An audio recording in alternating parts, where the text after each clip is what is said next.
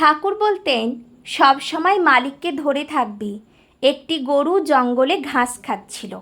হঠাৎ একটি বাঘ তাকে আক্রমণ করলো। গরুটি উপায়ন্তর না দেখে অদূরেই একটি পুকুরে ঝাঁপ দিল। পুকুরটি কাদায় ভর্তি, কোনো জল ছিল না। গরুর পিছনে পিছনে বাঘটিও ঝাঁপ দিল।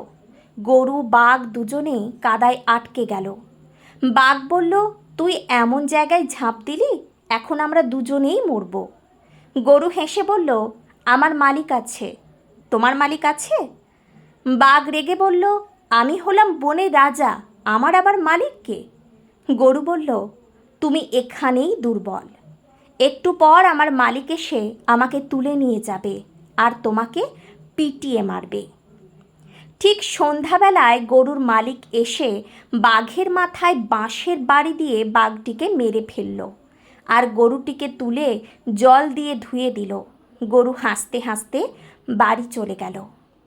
আমরা যারা মালিকের ওপর ভরসা করি, আমাদের ওপর যত অত্যাচার নির্যাতন হোক না কেন, মালিক ঠিকই আমাদের রক্ষা করবেন। হয়তো একটু আমাদের সন্ধ্যা পর্যন্ত অপেক্ষা করতে হবে। মালিক হলো পরম করুণাময় সৃষ্টিকর্তা।